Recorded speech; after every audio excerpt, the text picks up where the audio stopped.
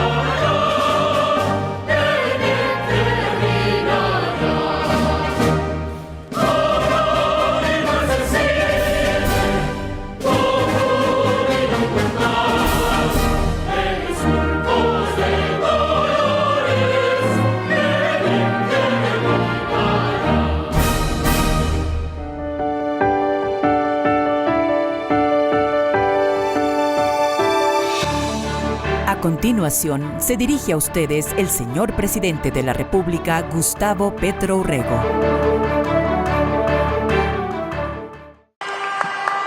Yo creo que cosas muy interesantes han transcurrido en los últimos días, semanas en Colombia,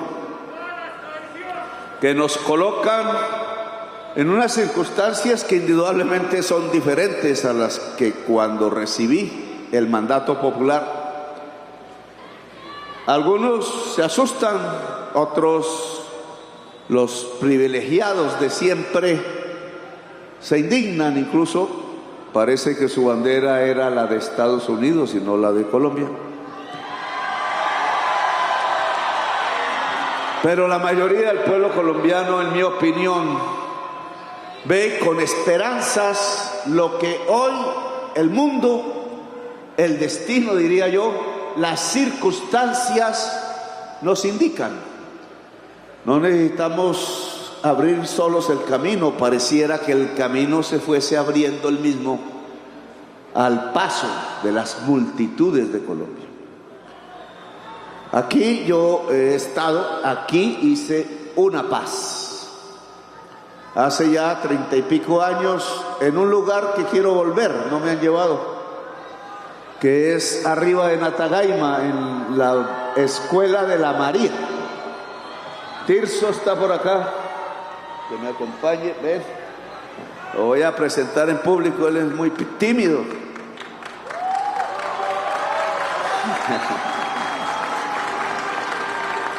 A Tirso lo conocí en la cárcel. Yo era un joven de 25. Usted no era tan joven, pero más joven que ahora. Creo que le enseñé algunas letras. Le enseñé a leer. Esas cosas se hacen en la cárcel. De ahí salimos, él para un lado, yo para otro. Él es un hombre de la montaña, campesino. Estuvo con Jaime Bateman todo el tiempo en el Caquetá. Y Chalita, que era su héroe. Usted nació en Tolima. Sí, en el ataque. ¿En dónde es? En el ataque. En el Ataco. Igual que Plutarco, que debe estar por aquí, que él es del Limón, creo, no me acuerdo. Y nos volvimos a encontrar aquí. Años después, había pasado el tiempo, y con él estuve caminando las montañas. Conozco varias montañas, Calarma mucho. Tirse me enseñó un poco de cosas, yo le enseñé otras. Y lo presento aquí porque hacía desde ese entonces que firmamos la paz, un poquito, no lo había vuelto a ver. Pensé que había muerto.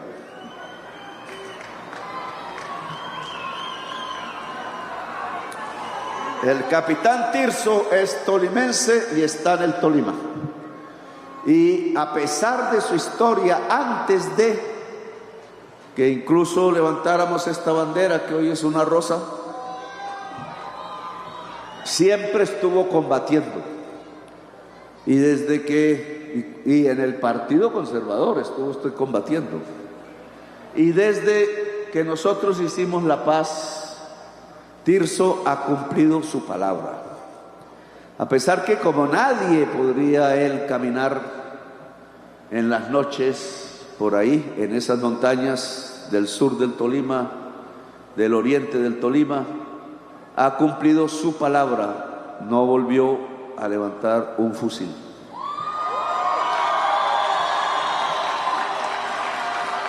Hoy yo tuve que levantar uno. Hacía 34 años no tocaba y lo toqué hoy. Es uno que estamos haciendo de Colombia, en Indumil, para que no volvamos a importar armas. Incluso quizás exportemos, ojalá tampoco, porque las armas al final tienen que acabarse en la humanidad.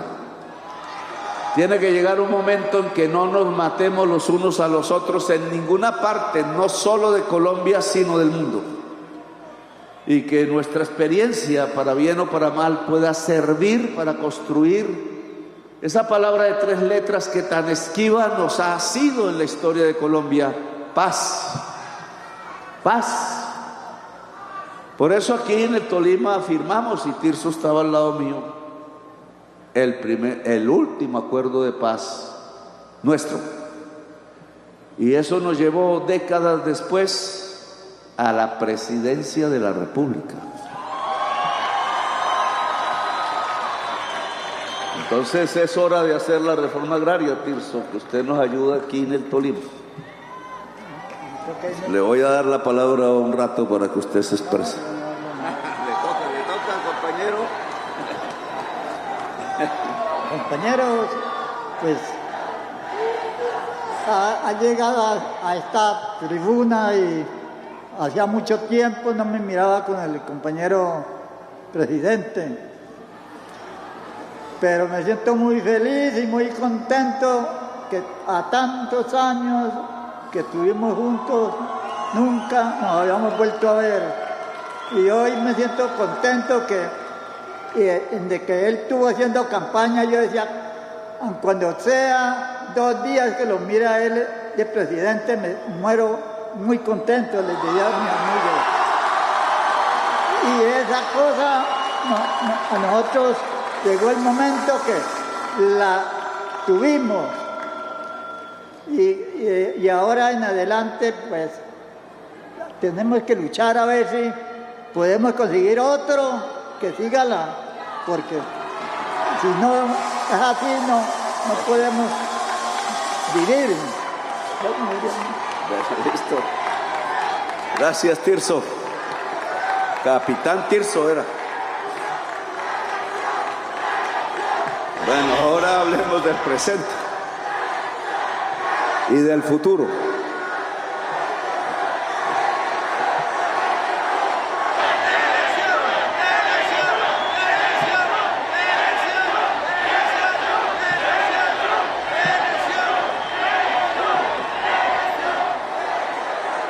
Vamos a ver, entre otras cosas, qué se reelige. Hay unas circunstancias que atemorizan un poco a alguna gente y yo quiero explicarlas. Colombia desde hace unas décadas, contrariando su origen, ha venido entregando su territorio en Brasil, con Perú, con Ecuador, Panamá, ni se diga, lo entregó un presidente por $13 millones a Estados Unidos. El mar territorial de San Andrés. Y fíjense ustedes que el primer cambio que hemos dado es que fue en este gobierno en donde frenamos la entrega del territorio nacional. No lo hizo Santos, le quitaron mar. No lo hizo Uribe, le quitaron mar. Atrás, a otros les quitaron la selva que creían que era maleza, los ríos. Nuestro límite era el Amazonas al sur, todo. Nuestro límite era en Brasil, la desembocadura del río Putumayo con el Amazonas. Nuestro límite era la costa Mosquitia con Nicaragua. Teníamos toda la costa atlántica de Nicaragua. Y hoy nos fuimos separando y separando de pedazos, demostrando que esa pérdida territorial no era más que la expresión no de la debilidad de un pueblo que siempre quiso estar al frente y defender el territorio. Yo diría que no de un ejército incipiente de jóvenes soldados que apenas comenzaban a construirse como ejército. Se había acabado el ejército libertador en 1850 y pico. El último general, lo conoce Moisés porque lo ha estado buscando en los restos de las fosas comunes de Chiapas y no lo han encontrado. Un general de la República, un general del ejército de Bolívar, el último, un general nacido en el Tolima, amigos y amigas, para que vayamos un poco reconstruyendo nuestras propias raíces, nuestra historia, que han querido que olvidemos, porque quieren hacernos creer que somos un pueblo, no voy a decir conservador, sino regodo, amigo de nazis, amigo de fascistas, y jamás ni Colombia ni el Tolima han sido un pueblo así. Algo pasó en los últimos tiempos y fue la violencia, pero hoy tenemos que construir la paz. Y en medio de la construcción de la paz, el Tolima tiene que volver a ser lo que el general José María Melo enseñó: un pueblo libertador de Colombia, un pueblo libertador de la América Latina. Es que no estamos enconchados en montañas, ni nos encerramos en el valle del río Magdalena, lindo que es. Es que aquí ese general a caballo salió a Venezuela a defender la Gran Colombia de Páez. Ese general derrotado salió a El Salvador, regresó a Bogotá. Los obreros bogotanos hicieron una revolución contra la oligarquía. Se tomaron el poder, 1851, algo así. Y eligieron al general José María Melo presidente de Colombia. Quizás presidente del Tolima, quizás el primer y único indígena que ha sido presidente de Colombia. ¿Dónde está el monumento de José María Melo? Y más que su monumento, porque volverse estatua no es nada agradable. ¿Dónde está su bandera? ¿Dónde está su energía? La bandera de José María Melo ahora la oligarquía la quiere volver bandera clandestina. Esa. Roja y negra era. Esa era la bandera del almirante Padilla en la Primera Armada Nacional. Ahora dicen periodistas que no la saquemos. ¿Cómo así que esta bandera es ilegal hoy en Colombia? Si fue la que levantaron nuestros primeros barcos y derrotaron a los españoles en Maracaibo. si fue la que llevaba al general José María Melo, el primer presidente y único indígena de Colombia que yo quería traer porque él nació en Chaparral. Le puse a Moisés la tarea con el presidente de México y ahora la presidenta de encontrar sus restos. Allá hay un monumento que no le ha hecho Colombia. Allá los indígenas lo tienen como un héroe. Colombia lo ha olvidado. Y me gustaría que en algún momento en esta presidencia, ojalá sus restos pudieran ser repatriados, y si no, hagamos un monumento hermoso al general libertario. Era teniente en las grandes batallas de Bolívar y lo acompañó, y se volvió entonces el gran tolimense que dijo libertad. El Tolima no puede olvidar que esta bandera, cuyo negro significa lo que significa, y que era la decisión de aquellos jóvenes, hombres y mujeres, en esas épocas en donde queríamos construir una república en donde éramos siervos y esclavos, y la hicimos. Y el Tolima fue el pueblo que más ayudó quizás, y por eso dio los hombres que dio. Esta bandera tiene que seguir en el corazón del pueblo colombiano. Y me dicen que no la resignifiquemos como libertad o muerte, sino libertad o paz, o la libertad y la paz. Al final, libertad y paz es la vida. Y ahora aquí vengo, después de algunos años, a decirle al pueblo del Tolima que se acabó el ser regodos, y que ahora el Tolima tiene que enseñarle a Colombia de nuevo qué es la libertad, cómo se lucha por la libertad, cómo se hace un pueblo que sea mayoría en el campo y la ciudad, de un nuevo ejército desarmado, que es el ejército de la libertad, el ejército de la vida. Para eso hicimos este gobierno, y para eso está llena esta plaza.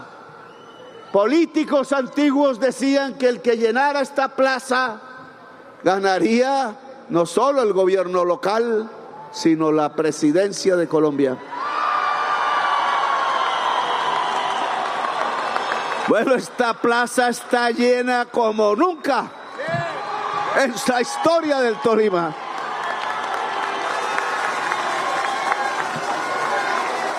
Podemos decirlo. Aquí está llena la plaza, están llenas las calles del centro, está lleno el corazón del Tolima, y de nuevo es rojo y blanco, y de nuevo tiene la decisión, como este color lo indica, propio de los hombres en el Tolima, cuando bailan, cuando sienten, cuando aman, cuando saben que no solo hay que amar una mujer. A veces otros aman otras, sino que hay que amar la libertad, sino que hay que amar a Colombia, y que se hace a fondo, sin temor, sin miedo a la palabra, moviendo el mundo. Hoy puedo decirlo, antes me quedaba grande. Ya en el mundo no conocen a Colombia por el señor Pablo Escobar y lo que hacía.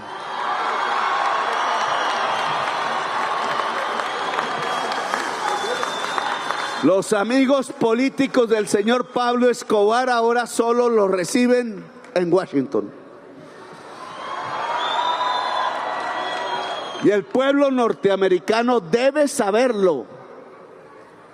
Aquí ahora el mundo conoce a Colombia por Petro,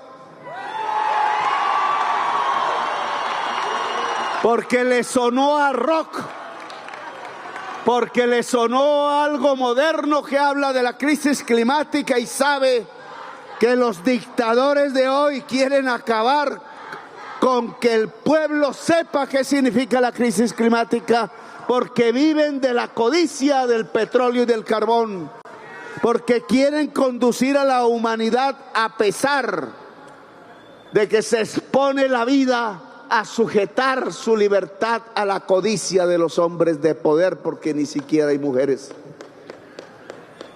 No, Petro ahora se conoce porque les denunció que ese discurso contra la migración es para volvernos a nosotros los latinoamericanos otra vez esclavos, otra vez siervos, ahora del norte, no de España. Y nosotros dijimos que no. Y no solo le dijimos que no a Latinoamérica, sino a toda el África, a toda el Asia, a todo el Medio Oriente, a toda la juventud europea que hoy sale por borbotones a las calles gritando libertad. Ya no somos Bolívar, ya no somos Nariño, ya no somos Miranda, ya no leemos a la luz de las velas los libros revolucionarios escritos en francés de los que hicieron allá la Revolución Francesa. Ahora nos miran a nosotros. Es diferente. Ahora leen el español con que escribimos o con que hablamos los discursos. Ahora tienen esperanzas ya no en ellos mismos. La juventud de los Estados Unidos tiene esperanza en que el pueblo latinoamericano no doblegue la rodilla y siga clamando y levantándose. Claro que yo sé qué significaban mis palabras en Nueva York, al lado de Roger Waters, el mismo que escribió The Wall, el muro.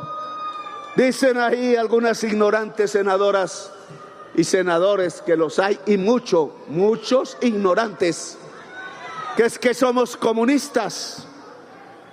Roger Waters escribió quizás el himno más clave de la historia moderna, cantaba con Pink Floyd contra el muro de Berlín, que era The Wall, y le cantó a que se cayera, no a que se mantuviera. Le cantó a ese sentimiento equivocado, no, de esas juventudes que de un lado de Berlín y del otro lado de Berlín por fin se abrazaban, hombres y mujeres, pensando en el destino, pensando que el mundo sería mejor. Quizás allá no sea tan mejor, quizás no haya ese mejor, quizás hayamos caído en otros abismos, pero hoy tenemos el mismo sentimiento. Hoy un muro está cayendo. Los muros que construyen en las fronteras, ya los europeos están reviviendo el muro de la cortina de hierro. Qué tristeza, porque creen que la Europa oriental no es europea. Y ya los Estados Unidos está construyendo o acabando de construir el muro que nos separa con nosotros en el río Bravo. Y resulta que nosotros estamos aquí hace 30.000 años. Chiribiquete tiene los murales por kilómetros extendidos de artistas, niños y hombres y mujeres que mirando la selva o quizás las estrellas ponían sus manos, ponían las escenas de su vida. Por generaciones iban construyendo lo que yo llamo la Capilla Sistina de América Latina, el Amazonas. Y esos dibujos tienen una edad que se pudo comprobar con la ciencia. 30.000, 22.000 años en la selva amazónica de hoy había una civilización que son nuestros ancestros. Parte, otros están en otras partes. Y entonces yo le tengo que decir al presidente de los Estados Unidos, ¿con qué derecho pone un muro para que no entremos a Norteamérica? ¿Con qué derecho saca a nuestros ciudadanos colombianos y latinoamericanos encadenados y esposados en aviones y tratados como criminales cuando son hombres y mujeres de la libertad y produjeron y construyeron y pronunciaron la palabra libertad mucho antes que el primer Trump llegara a América. Y respetuoso tengo que decir, yo no tengo nada, nunca he quemado una bandera de Estados Unidos. Me he inclinado incluso de rodillas, que casi nunca lo hago, ante los miles de hombres cuyas cruces clavadas están en los campos de batalla de Europa. En el 1945 allá hubo algo que llamaron la ruta feudal, cerca a Florencia. Ahí estuve. Miles de indígenas, de judíos, de negros y de jóvenes blancos, hijos de campesinos, de trabajadores, que allí murieron en una batalla por la libertad. ¿Cómo no podemos quitarnos el sombrero si lo tenemos? O rendir una plegaria ante tanta juventud que supo que su hora había llegado y que había que arriesgar en tierras extrañas tan lejanas, quizás tan bellas, porque había que derrotar un monstruo que quería acabar la libertad de la humanidad, que quería arrasar las razas inferiores que llamaban, porque ellos se creían superiores, que llevaron al pueblo judío por 6 millones de personas a las cámaras de gas, que llevaron a 20 millones de soviéticos, que llevaron a 20 millones de chinos a la muerte, violando decenas de miles de mujeres. Un enemigo enorme de la humanidad y sus valores, su civilización.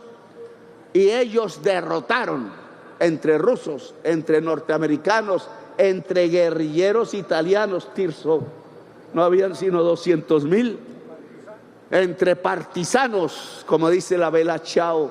Hoy la juventud italiana sale por borbotones en todas las ciudades, eran del Renacimiento. Hoy pueden decir con propiedad que un nuevo renacimiento viene.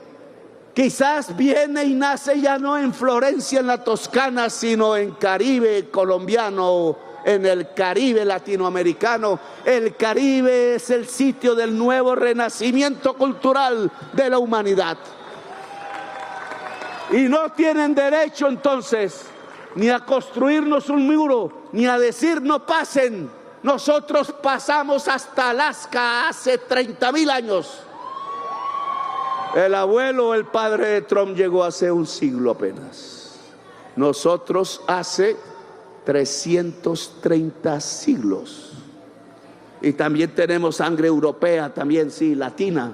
Y también tenemos la sangre negra que esos latinos trajeron a la fuerza hace centenares de años. Y sí, lo he dicho, dicen, ¿cómo se le ocurre, Petro?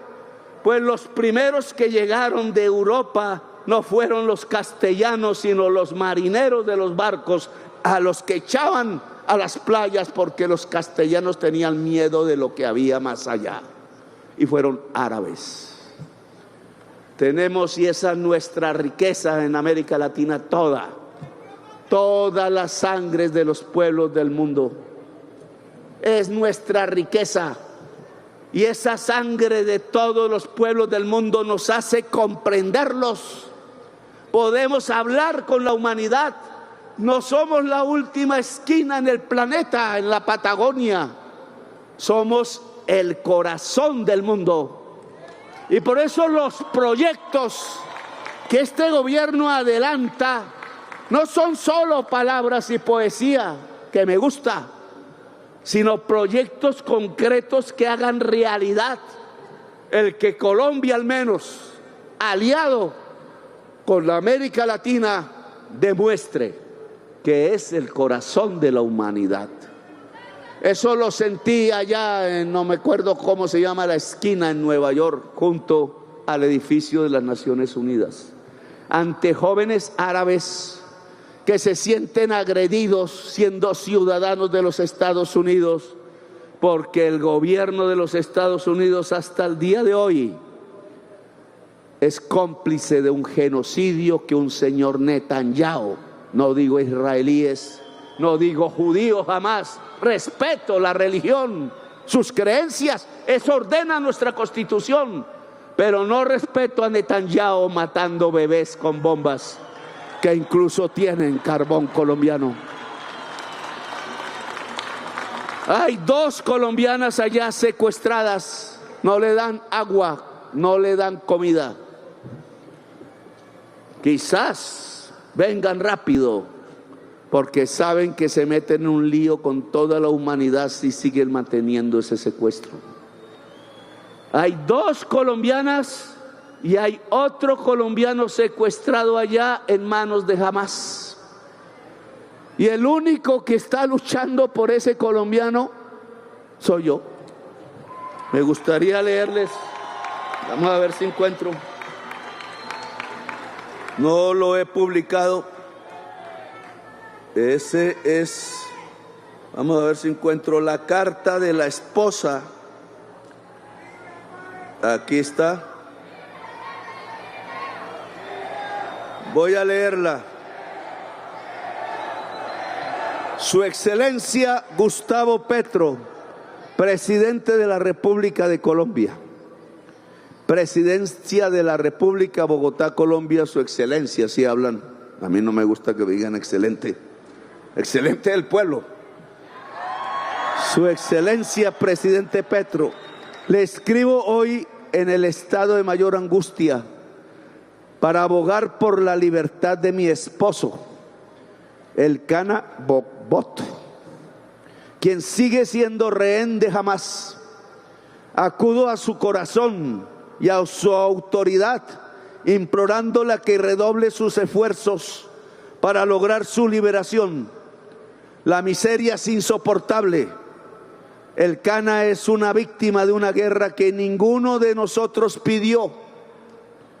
Su hijo, su madre, quien atraviesa un tratamiento compasivo contra el cáncer, y toda la familia vivimos en tormento constante, esperando, anhelando y rezando por el fin de esta tragedia.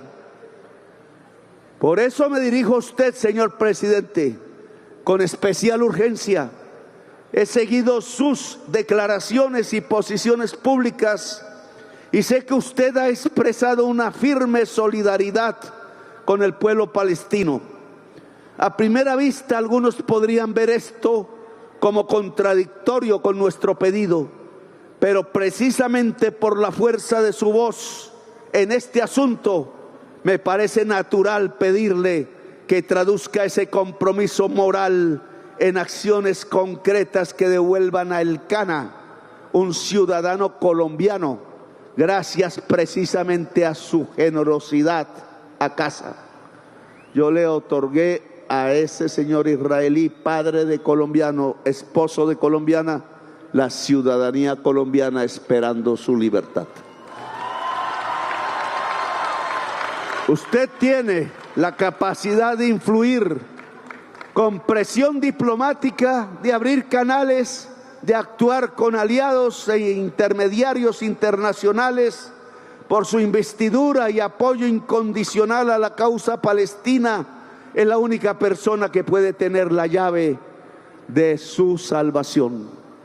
El Cana es ciudadano colombiano, además de israelí, en gran parte gracias a la generosa acción de su gobierno al otorgarle la nacionalidad.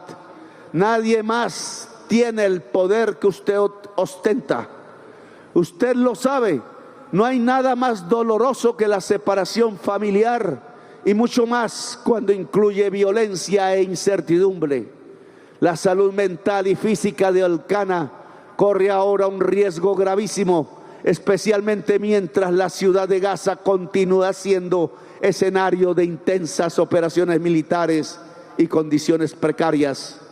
Señor presidente, nuestra familia espera con esperanza que su postura también produzca resultados tangibles. Le pido, por favor, utilice todo su peso político para instar a la Cancillería, al cuerpo diplomático y a los intermediarios internacionales a redoblar los esfuerzos, negociaciones de todo lo que pueda para devolverlo a casa. Le hablo no solo como esposa, sino como madre, hija, hermana. como un ser humano que clama a otro. Rezo porque su nombre quede asociado históricamente, no solo con convicciones, sino también con rescate, justicia y compasión en esta hora tan oscura. Con el más profundo respeto y esperanza, Rebeca Bokbot. Le cumpliremos.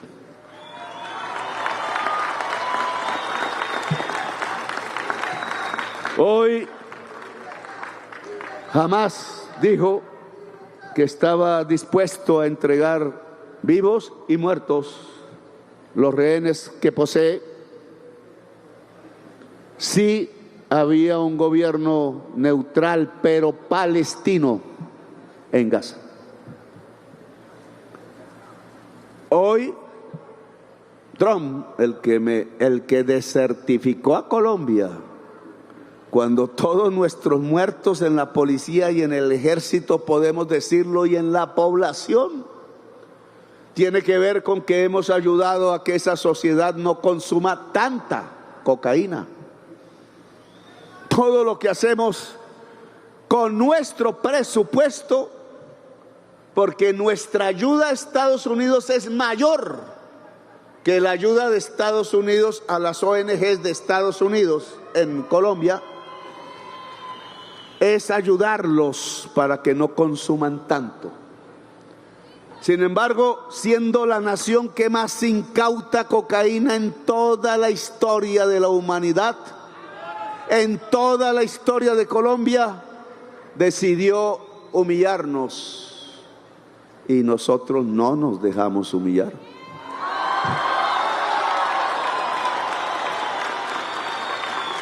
Me quitó la visa, pero si ya el Pato Donald no me gusta tanto, ya no. El mundo es ancho, lindo, hermoso, y Colombia más. Recorriendo a Colombia y conociendo a sus colombianas y colombianos, conoce uno todos los pueblos del mundo y conoce la mejor de las bellezas naturales del mundo. Por eso Colombia es el país de la belleza, lo he repetido una y otra vez. Por eso aquí vienen 7 millones y ojalá sea 10. Y ojalá el mismo Trump lo invito, porque yo sí soy decente. Lo invito a que venga y hablemos. Hace mucho que no puedo tomarme un whisky ni un aguardiente tolimense, pero hasta me lo tomo. Y hablamos. Hoy Trump dijo que le exigía a Israel cesar el bombardeo. Hoy lo dijo. Y yo le dije también, pues le dije por mis trinos.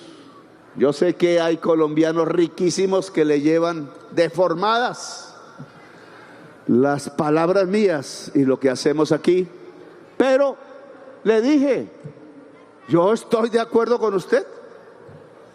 Claro que lo primero que tiene que hacerse para empezar un proceso de paz, como recordando Tirso aquí en el Tolima, que el primer día lo que estábamos era armándonos para que no nos bombardearan los aviones, y en el segundo día ya estábamos firmando con el gobierno el final armado del M-19 y el comienzo desarmado de la construcción de una democracia que se hizo en palabras en la Constitución del 91, que siguió por una sangre derramada por montones en la gobernanza paramilitar, que ojalá nunca más vuelva, señores del pueblo.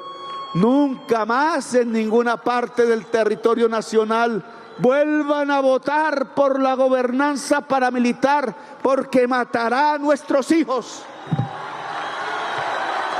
En todas partes ya lo demostraron.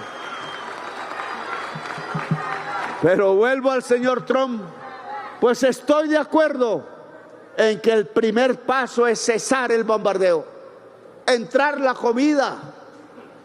Un pueblo sin comida ni siquiera logra pensar lo suficiente, la tranquilidad al dar la comida a sus propios hijos, de las madres, de los padres, el dolor que habrá que superar de decenas de miles de tantos muertos inocentes.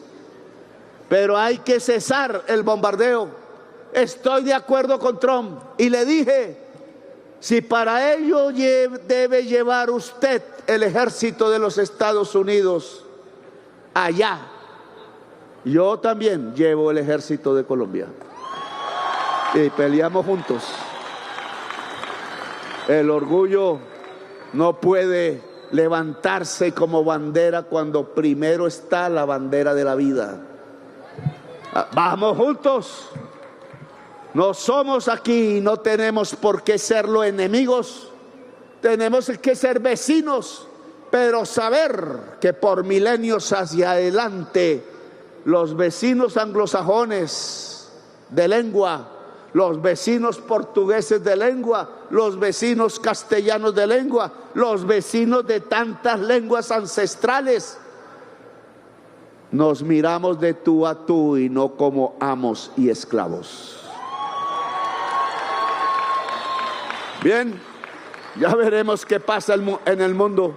Tenemos 3 secuestrados allá, 2 colombianas solidarias con Palestina y un israelí colombiano que quiere venir a vivir a Colombia, me lo dijo su mujer en mi oficina, y yo les abro las puertas porque Colombia está abierta para el mundo y es libre para el pensamiento. Ahora bien, aquí todavía nos quedan unas tareas por hacer. El mundo es ancho y somos el corazón del mundo, pero el corazón tiene que cuidarse. Si en el corazón del mundo anida la codicia, el mundo será codicioso. Si en el corazón del mundo anuda el odio y la violencia, el mundo se volverá de odios y violencias, porque lo que palpite aquí, palpita en todo el planeta, dicen los físicos cuánticos, no yo. Y aquí ya esta mañana hubo un asesinato.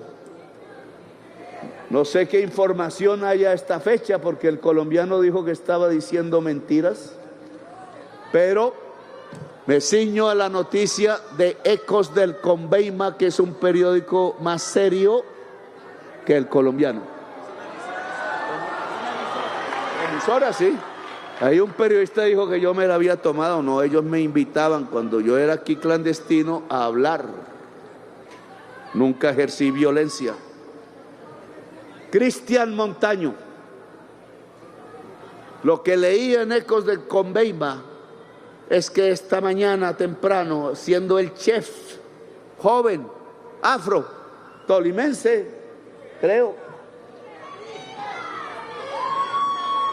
solo por defender las ideas que estoy diciendo aquí, seguro las de él, fue golpeado hasta morir,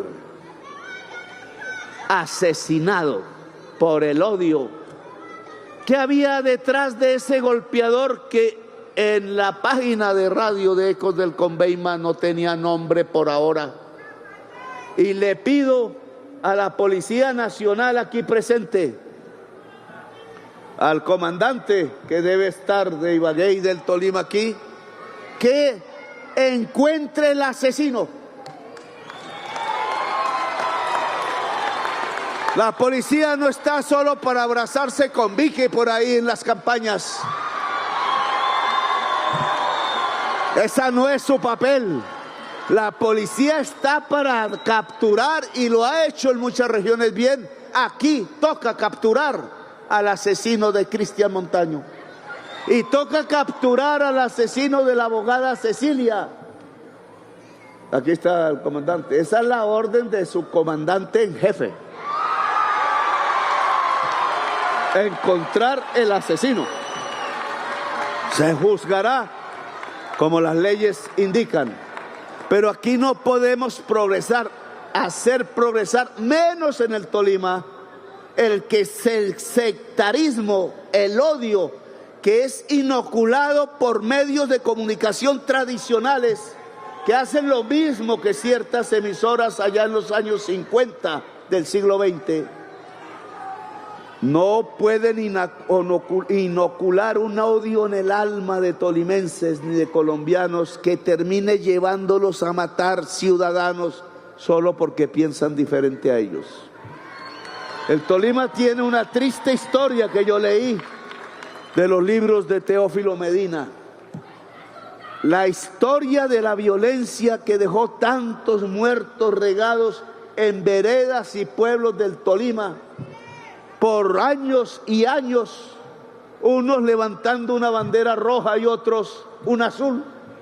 Esa violencia se creó porque oligarcas en el poder, usando los micrófonos, los púlpitos, pedían y exigían que un pueblo matara al otro pueblo por el color de su partido. Y de eso nos salimos. La policía de ese entonces quedó envuelta en la masacre. Víctimas y victimarios.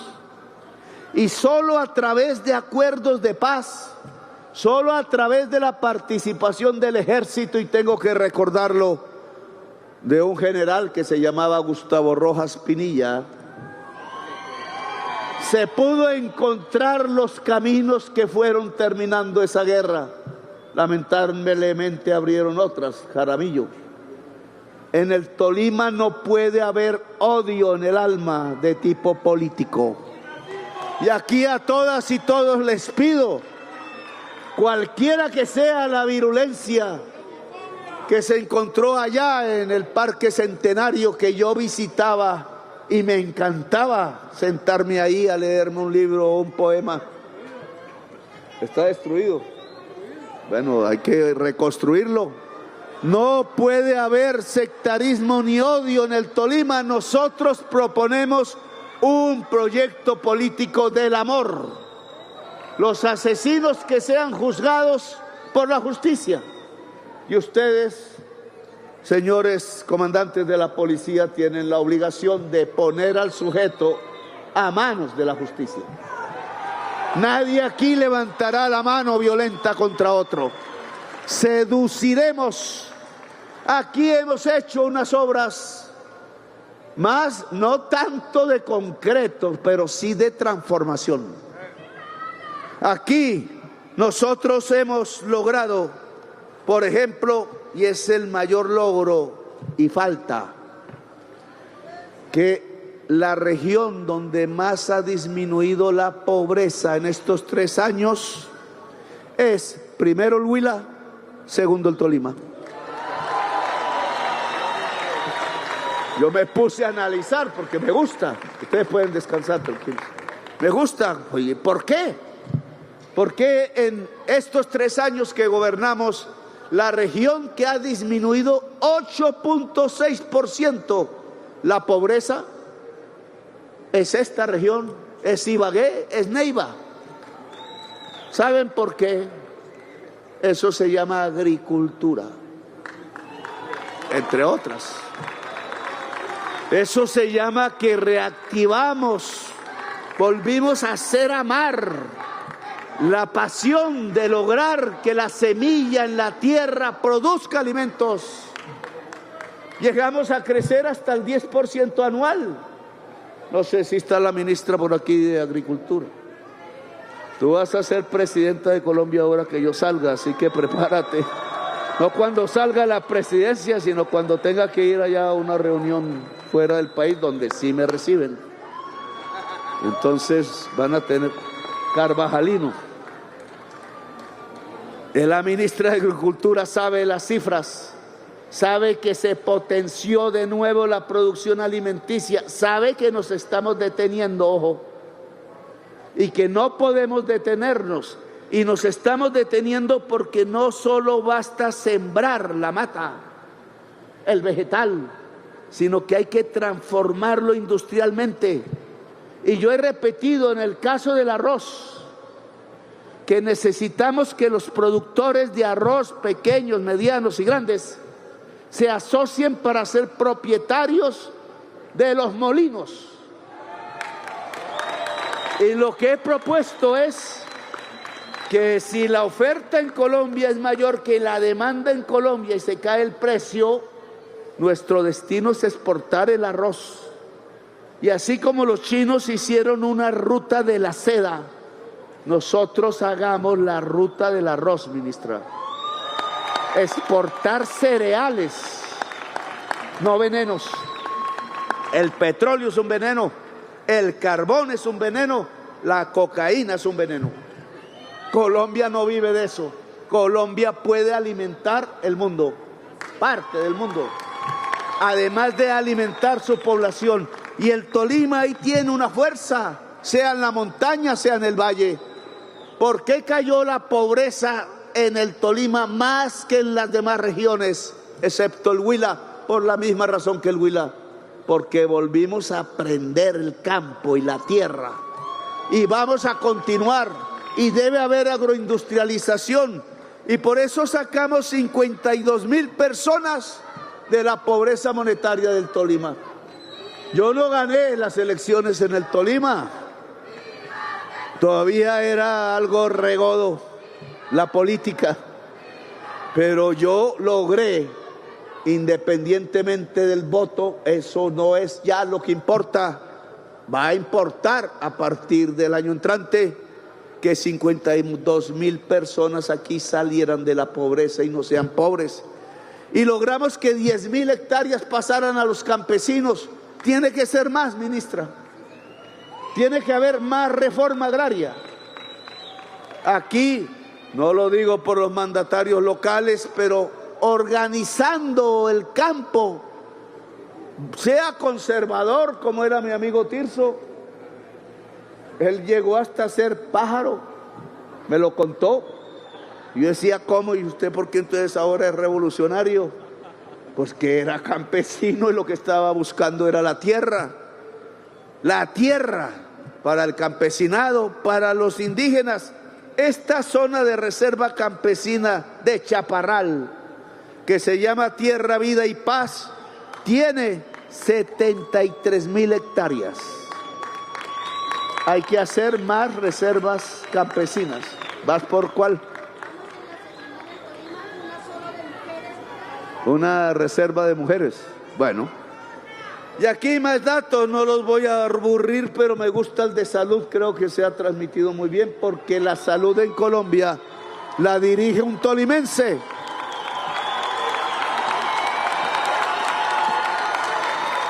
Que ha sido gobernador, alcalde.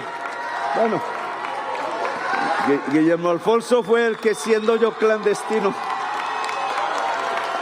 me hizo conocer el Congreso, ya me metió en un dayazo, no me acuerdo ya.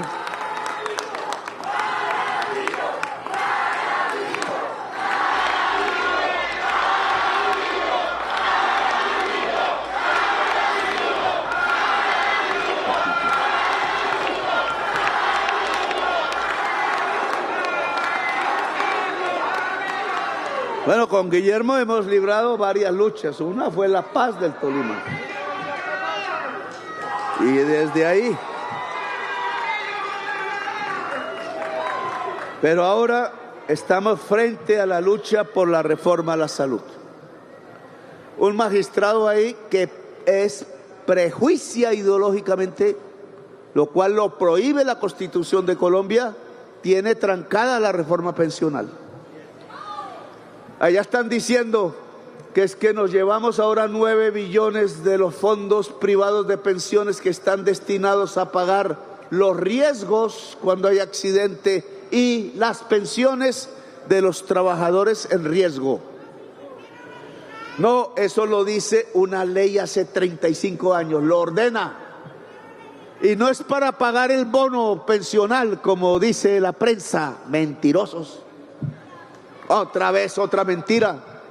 Es porque el único que puede pagar pensiones a un cuerpo, a un número de trabajadoras y trabajadores que se arriesgan todos los días, es decir, que ante accidentes pueden demandar ya la pensión, no son rentables para los fondos privados de pensiones y es el Estado el que tiene que asumir el riesgo. Si no, no obtendrán, se quebrarán los fondos.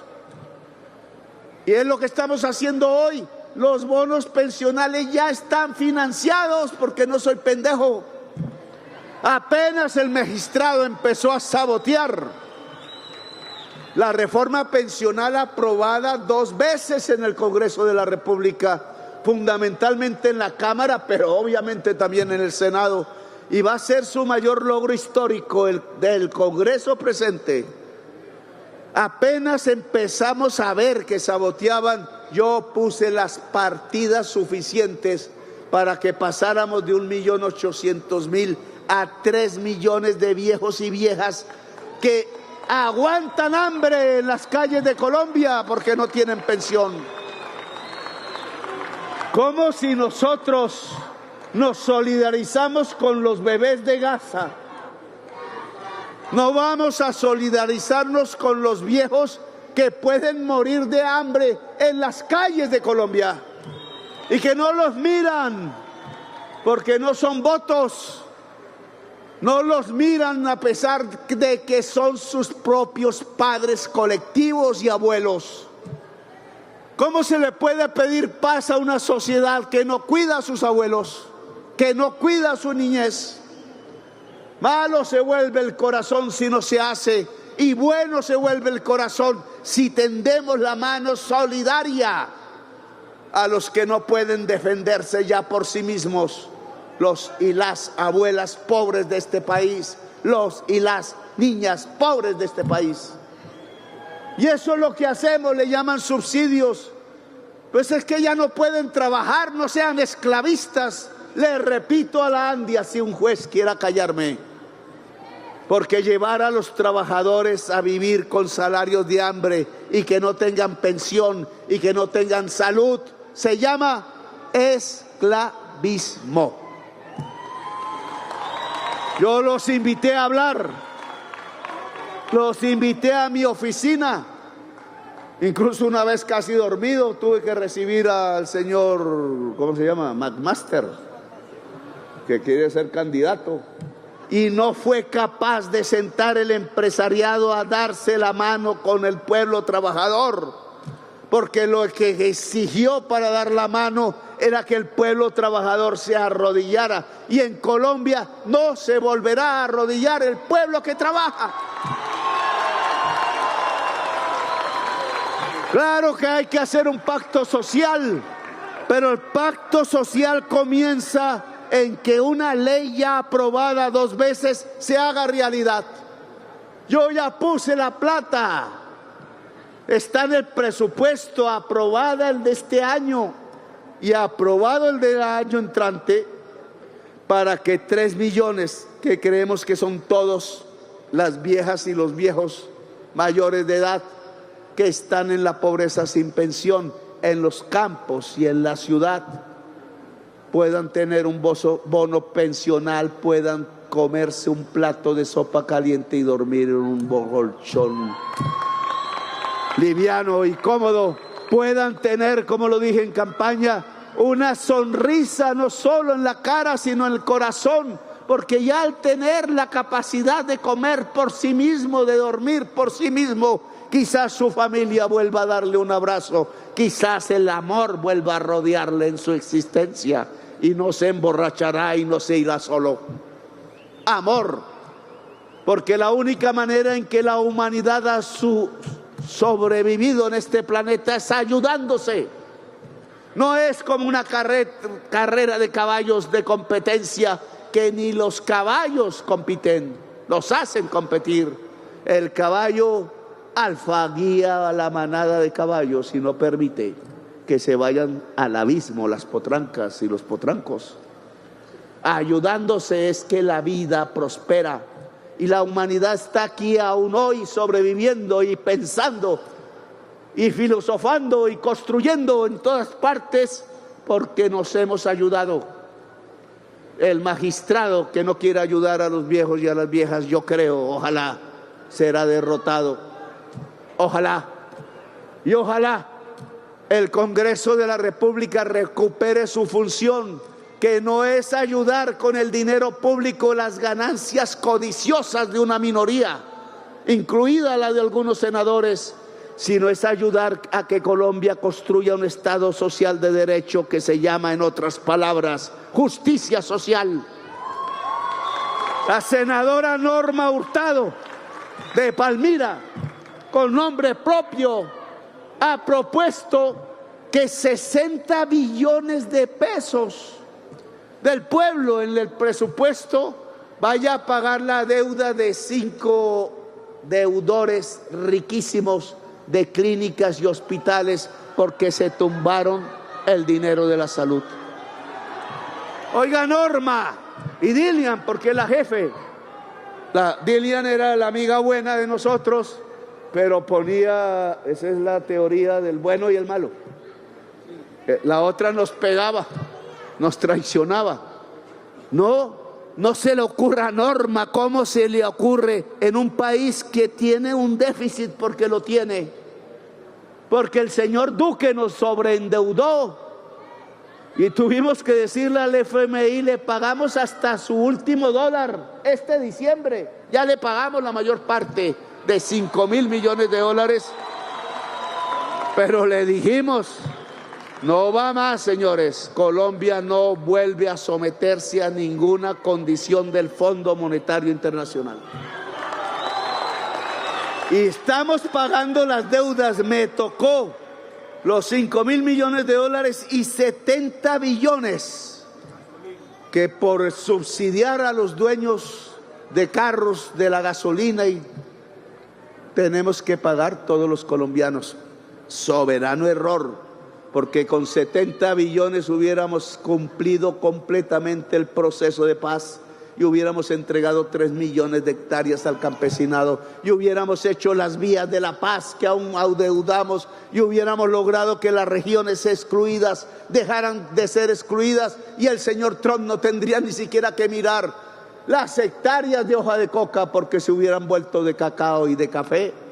No hubiera tenido que traer sus cruceros al Caribe porque la cocaína dejaba de fluir. Y peligro sí, le advierto a Trump. Ojo, porque esa política en el Caribe puede hacer no que maten más jóvenes, sino que en los propios Estados Unidos el aparato industrial que poseen produzca el fentanilo y los mismos consumidores en los Estados Unidos creciendo consuman el fentanilo. Es que el fentanilo no necesita de un país ajeno, no necesita de tierra, necesita de unos químicos. Ellos ya produjeron el fentanilo, en las farmacias se vendía. Y sus consumidores ya no son 30.000, son 100.000 los muertos que consumen. Y están ante un desastre humanitario. Trump tiene que entender, y la sociedad de los Estados Unidos, que la política antidrogas no les va a servir para invadir Venezuela o Colombia, o matar jóvenes, porque el problema lo van a tener es al interior de los Estados Unidos y ya lo tienen, y es que nadie les va a importar fentanilo, sino que ellos lo van a producir, y nadie les va a importar los consumidores, sino que ellos mismos se van a transformar cada vez más en consumidores de la droga de la muerte. Bien, yo le digo a Norma, volvamos aquí a nuestra tierra, hermana, ¿cómo se le ocurre que 60 millones de pesos del pueblo colombiano que necesita para su paz, para construir justicia social, se los vaya a entregar al señor dueño de Queralty, a los viejos dueños de la nueva EPS que se parrandearon el dinero de la salud en Colombia? No se arrodille, hermana. ¿Y cómo son las otras? Son otras. El señor Pinto, que de liberal se volvió ya del Centro Democrático. Porque el hijo va a participar no en las listas liberales. Por eso yo aquí estoy llenando esta plaza a propósito.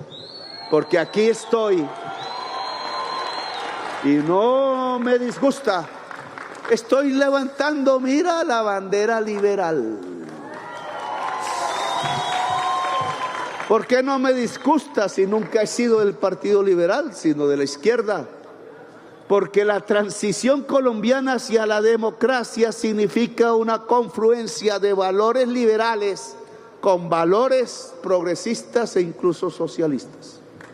Eso lo dijo otro tolimense que fue presidente, el de la revolución Echandía.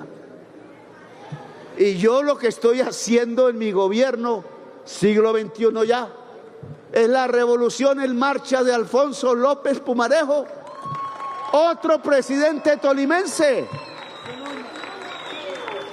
El programa, en Onda Tolima, el programa del señor López Pumarejo traído a la realidad actual es lo que está haciendo el gobierno de Petro.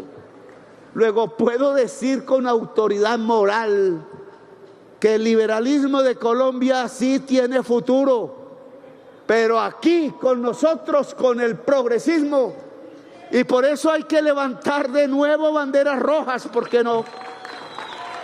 De los que sienten que estamos caminando en la revolución en marcha. Si nos quitan la reforma pensional, se quiebran los fondos privados de pensiones, y no porque yo los quiebre, sino porque ya gastan más plata de la que entra. Y la prueba es lo que están haciendo ahora, tratando de quedarse con los nuevos 9 billones que la ley ordena que deben pasar al Estado para asegurar a los trabajadores en alto riesgo. Los trabajadores en alto riesgo, ojo, tienen que asociarse, porque si se quedan en fondos que van a quebrar, si tienen un accidente, una de esas cosas del riesgo, les van a dejar sin lo que se merecen, que es su pensión. Le he pedido al ministro de Hacienda que si siguen en ese esfuerzo y rompen el pacto al que llegaron con el gobierno, que era apoyar la reforma pensional, no podemos permitir que el ahorro de los trabajadores cotizantes de esos fondos estén en París y estén en Nueva York produciendo puestos de trabajo allá. Se devuelven a Colombia, vuelven a hacer inversión en Colombia. El ahorro de los trabajadores es para que esté en Colombia. Y ahora tenemos la reforma a la salud más embolatada.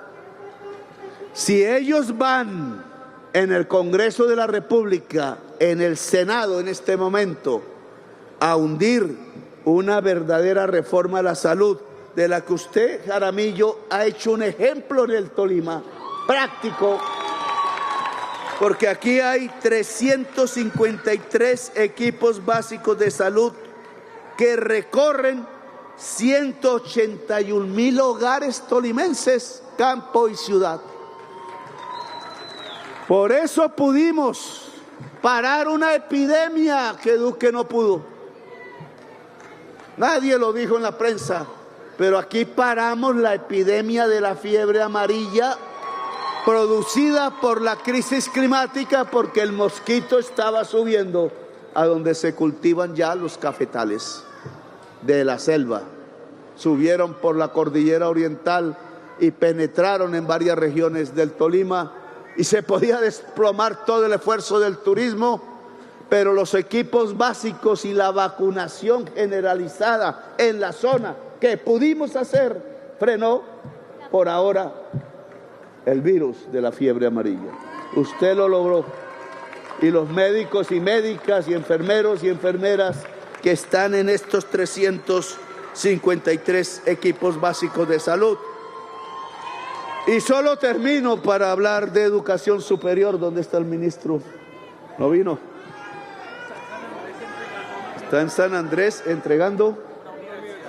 Ya se está entregando la Universidad de San Andrés. Yo quería ir a eso. Porque, ¿saben cuántos presos jóvenes sanandresanos están en las cárceles de Estados Unidos? 400. ¿Saben cuántos jóvenes creemos han matado los mismos narcotraficantes porque conocen las rutas por el Mar Caribe en esas lanchas rápidas a las que ahora Trump le echa misiles? Más de 1000. Y entonces la manera para que los jóvenes sanandresanos, que son raizales y de la isla de Providencia, no se metan en esas lanchas, es haciendo una universidad, no echando los misiles, Trump. Y nosotros, no ustedes, con plata colombiana estamos haciendo, y al parecer terminamos, ojalá, la Universidad de San Andrés para estudiar cualquier carrera profesional en esa isla. Y aquí, entonces, me logramos, mira, pasar el presupuesto de la educación superior del Tolima de 117.000 millones, así lo recibimos hoy, a 181.000 millones, aumentamos el 54%. Claro, pueden robarse esa plata, sabemos, pero para eso tiene que haber organización juvenil, estudiantil, ciudadana, campesina, para no dejarse robar el billete. Aquí dice, y al ministro hay que decirle que están ya los diseños y debe comenzar construcción de las sedes del sur en Chaparral y norte en Mariquita de la Universidad del Tolima. Ojo, pues se trata que el Tolima sea muy educado, que su juventud crezca en el intelecto general. Se trata que si la agricultura crece, se trata que si la industria crece y sobre todo por el conocimiento de su gente a través de la universidad, el Tolima se vuelve imparable porque es el corazón de Colombia y Colombia es el corazón del mundo. Ustedes son el corazón del mundo y el corazón del mundo tiene que ser profundamente pacífico y profundamente inteligente, profundamente musical y profundamente matemático, porque la música no riñe con las matemáticas. Y dejo aquí de esgrimir todos estos temas, porque si hemos disminuido la pobreza del Tolima, si hemos hecho crecer en 25.000 jóvenes la gratuidad de la educación del Tolima, si hemos logrado que 180.000 hogares por esfuerzo nacional tengan la visita de un médico, de una médica, de una enfermera, y hay que vigilar que lleguen. Si hemos logrado eso, entonces merecemos gobernar más.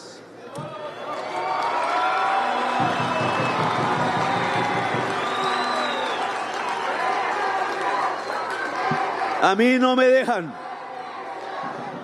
El señor Santos, amigo de Montealegre, ¿no?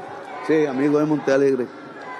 El señor Santos, nadie criticó eso, pues hicieron una norma, primero Uribe con el articulito para reelegirse y después Santos, después de reelegirse para acabar la reelección. Y entonces no permitió que ningún presidente después se reeligiera. Seguro que a Duque no le iban a reelegir, pero ellos saben que si yo me lanzara a elecciones, los barrería de lejos. Aquí lo demuestro.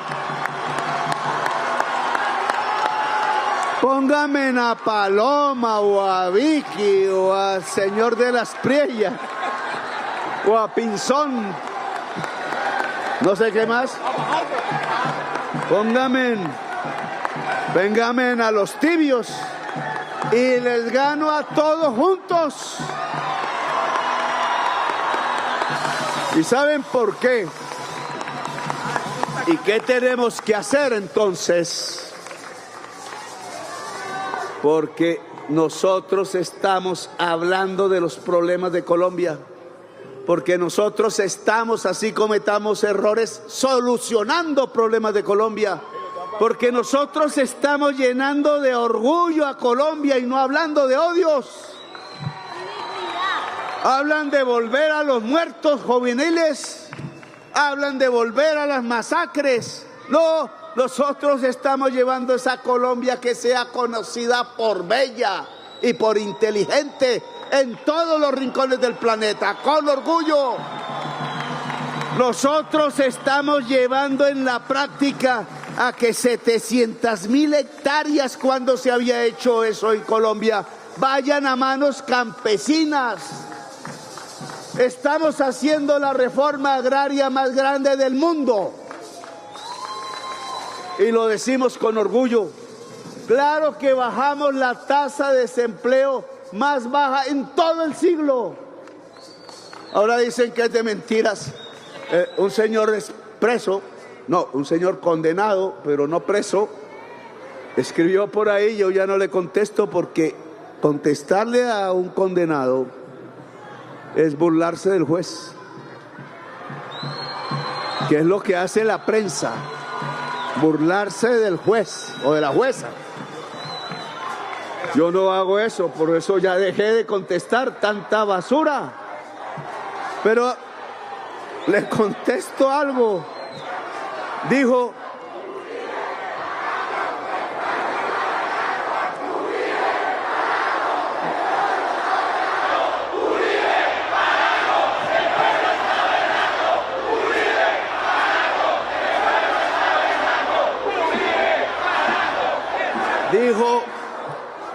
el trabajo informal no sirve. Yo no hablo de trabajo informal, yo hablo de trabajo por cuenta propia. Informal es que una ley lo vuelve informal. No, económicamente es un campesino que labra su tierra. Cuenta propia. Es un señor microempresario o una señora, que son muchísimas, que hace brullines y es cuenta propia. No tiene patrón, tampoco tiene muchos trabajadores. A veces sus hijos son los trabajadores. Le llamo a eso economía popular, no informal. Porque a diferencia de esa derecha rancia y tan sanguinolenta y cocainera, gobernanza paramilitar le llamo, a diferencia, yo sí creo que la economía popular es un motor económico. Claro que no tiene capital, dice él, es que no tiene capital. Pues es que los bancos públicos tienen que darle el capital asociado. Es que el trabajo es el que hace nacer la riqueza, señores. Si hay gente que trabaja el campo como cuentehabiente, es decir, como campesino, la riqueza aumenta. Si el campesinado tuviera toda la tierra que los terratenientes tienen y que no producen ni una mata de yuca y los campesinos sí la harían producir, Colombia sería muchísimo más rica. Y no pagan salarios, viven de sus ingresos propios vendiendo su producto. Yo creo que esa economía popular lo que hay es que apoyarla para que se vuelva más poderosa. Y en la economía asalariada hay que apoyar a la trabajadora y al trabajador para que tenga mejor salario, porque se volvió mentira y no lo reconocen, que su tesis ideológica de que si se subían los salarios se acababa el empleo, yo demostré que es mentira. Y por eso Brooks Master no me quiere y por eso no me invitan a sus congresos. Pero a mí me importa un comino que no me inviten, si a mí lo que me importa es que me inviten a los congresos de las trabajadoras, de los trabajadores, del campesinado de Colombia. Les demostré que la economía que manejan es mala, son malos economistas. Llevaron a Colombia a la ruina, llevaron a Colombia a ser la sociedad más desigual del planeta. ¡Qué re malos que son! Nosotros demostramos cómo se construye justicia y más economía y más riqueza.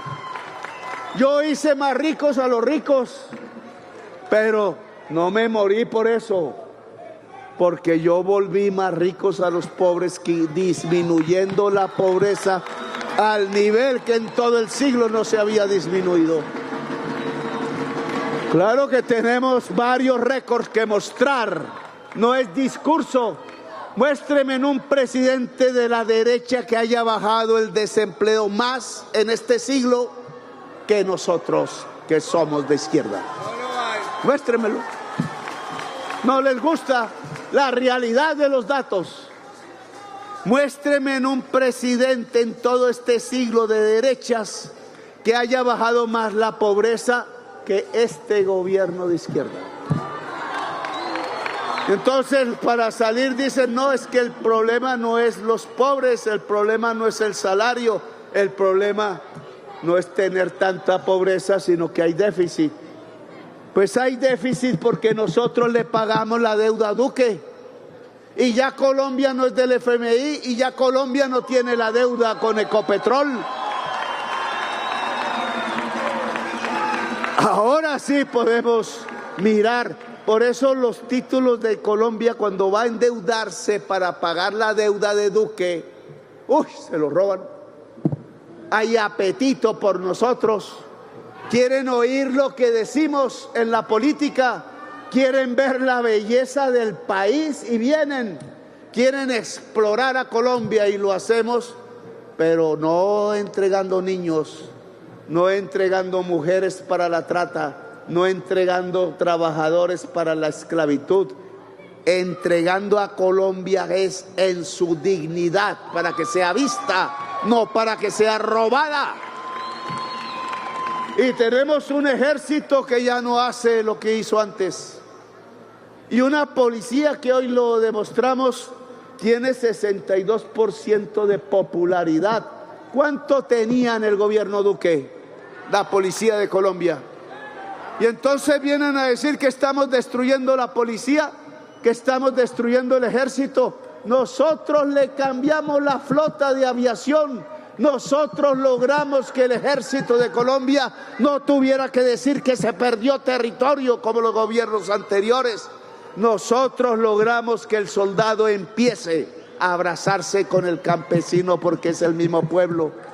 Y el momento en que el campesino se abrace con el soldado, porque levantan una bandera colombiana de justicia y levantan la bandera tricolor, que es amarillo, riqueza del trabajo, que es azul y rojo la bandera de Haití, que la hicieron las ex esclavas de Haití y que significa libertad, compañeros. La bandera de Colombia también significa libertad, compañeras. Y bien, entonces se trata de ganar. No me dejan porque les da mieditis que yo sea candidato.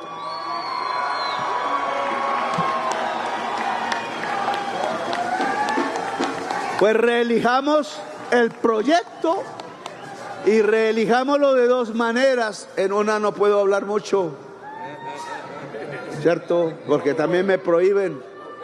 Pero habrá una persona aquí elegida por el pueblo en octubre o en marzo que sea capaz de profundizar las reformas que nosotros hasta ahora hemos realizado. Habrá una bancada que ya no será grande, pero minoría. Esa es una tarea. Si queremos reformas, tiene que haber una bancada progresista mayoritaria en el Congreso.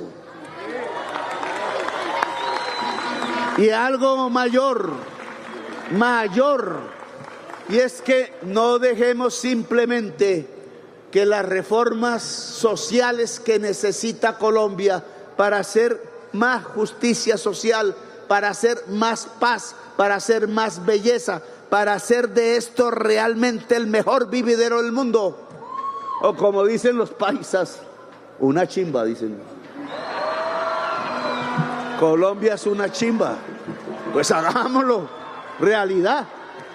No es con esos políticos que huelen a muerte y cocaína, es con el progresismo. Pues ¿por qué no convocamos el poder constituyente?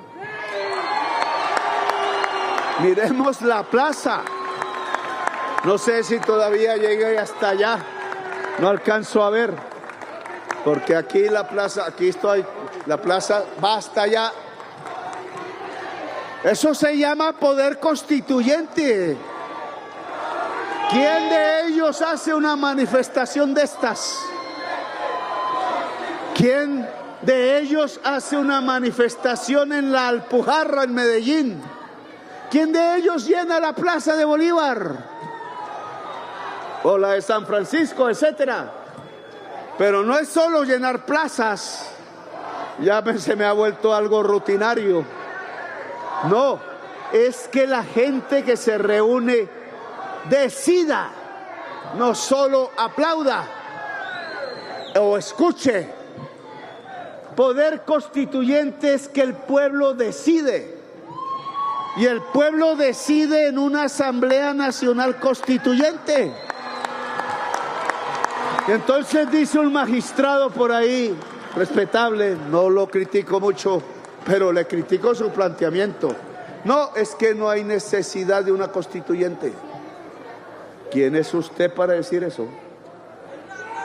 ¿Quién es quién para decir si no se necesita en el país más desigual del mundo reformas sociales para construir un Estado social de derecho?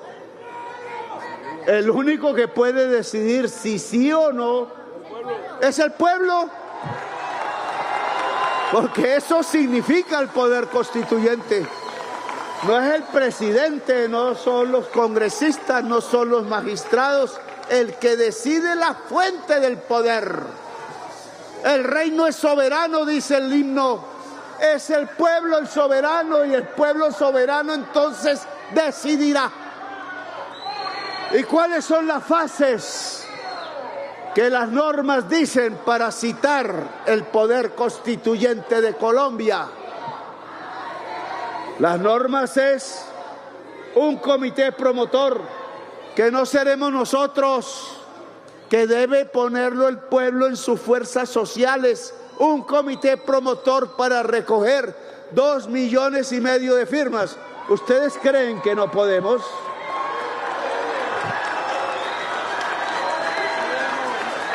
$2,5 millones de firmas, eso solo en las manifestaciones lo hacemos.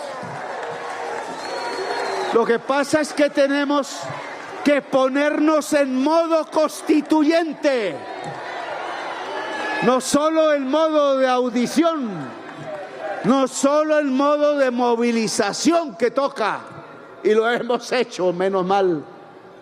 Pero hay que ponerse no solo en modo electoral, representativo, que toca y toca ganar. Congreso y presidencia. Pero lo que yo estoy proponiendo además, si ustedes quieren, es que nos pongamos en modo constituyente. Es que en cada municipio empiecen los recolectores de firmas. 2,5 millones y se presenta el proyecto de ley de reglamento de la Asamblea. ¿Y quién lo aprueba? El próximo Congreso de la República, porque este ya se asustó hasta con la reforma de la salud. El próximo Congreso de la República, que tiene que estar llena del liderazgo popular y no de los politiqueros. El próximo Congreso de la República aprueba en debate, como se hace con las leyes, la ley del pueblo, sin poder modificarla, ojo, no puede. Y la ley del pueblo, para que sea realmente del pueblo, es que se convoque el pueblo a elecciones para elegir una Asamblea Nacional Constituyente de gente del pueblo. Solo se necesitan 3 meses. Incluso la Asamblea Constituyente no necesita 6 meses como la pasada, porque no necesitamos hacer una nueva constitución. La actual sirve. Lo que necesitamos es que lo que no hizo la nueva constitución, pero tampoco el Congreso en 30 y pico años, porque se llenó de paracos, se llenó de politiqueros, se llenó de corruptos, se llenó de la gobernanza paramilitar. Ese nuevo Congreso simplemente permite citar las elecciones para que sea el pueblo el que haga las reformas sociales en 3 meses. Las que no se aprueben por ahora y otras. La reforma agraria, indudablemente. La reforma sobre la crisis climática para ayudar a detenerla. La reforma que nos permita salvar la selva. La reforma que permita que el campesinado de Colombia tenga tierra. La reforma que permita que los trabajadores y trabajadoras de Colombia puedan participar de las utilidades de la empresa. La reforma que permita que las ciudadanías en sus municipios decidan sobre su territorio, decidan sobre su ordenamiento, decidan sobre el agua, porque sin el agua no podemos vivir. reformas absolutamente necesarias, el de la reorganización territorial de Colombia, que data de 1886, la que tenemos. Claro que hay que revivir el municipio, pero no en manos de los rateros o de gente armada, sino en manos de la ciudadanía. Poder constituyente. Lo que el presidente le propone a Colombia no es reelegirse él, aunque participaré de las elecciones en la constituyente. Tienen que poner a hacer algo. No voy a hacer lo de Uribe, que le salió mal además. No. Pero lo que sí necesitamos es que el pueblo de Colombia se ponga en modo constituyente, y eso comienza recogiendo las firmas. Es decir, desde la Plaza Murillo, en el corazón de Colombia, que es el corazón del mundo, en esta Plaza Roja de la Libertad, Murillo Toro propuso la reforma agraria. En esta plaza histórica empezamos la construcción del poder constituyente de Colombia.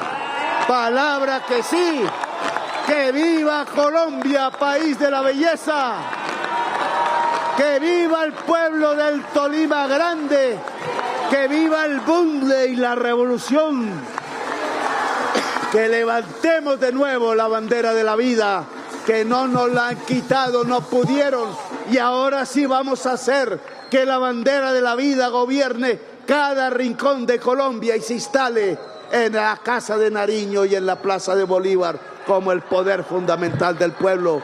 Gracias por su presencia, gracias por este momento histórico.